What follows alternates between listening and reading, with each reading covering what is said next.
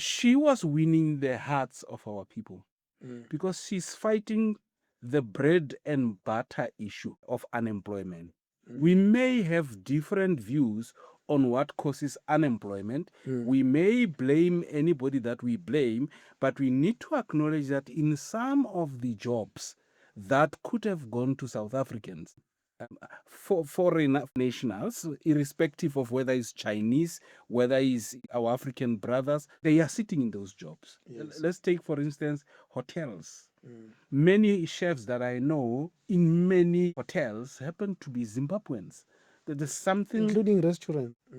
it is the reality. All we are saying is that people, let us look at what is it that Zimbabwe should have. And I'm glad because that discussion was happening. I'm not so sure whether it was happening in the best interest of both Zimbabweans or South Africans, or it was happening at the level of our presidents looking for opportunities for themselves. But the agenda, and I quote Sophie Mukwena, the agenda says we are discussing about immigration issues.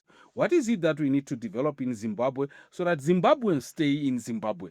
What is it that we need to develop in Zimbabwe that makes Zimbabwe stay there, but not only stay there, South Africans are attracted to go and invest in it? Unless we do that, for as long as South Africa is fighting for its own GDP alone, without improving the GDP of Botswana, of Swaziland, of Lesotho, of Zimbabwe, of DRC, and as long as those GDPs do not link to one another to form a bigger cake for Africans, we still gonna see Africans flood towards South Africa.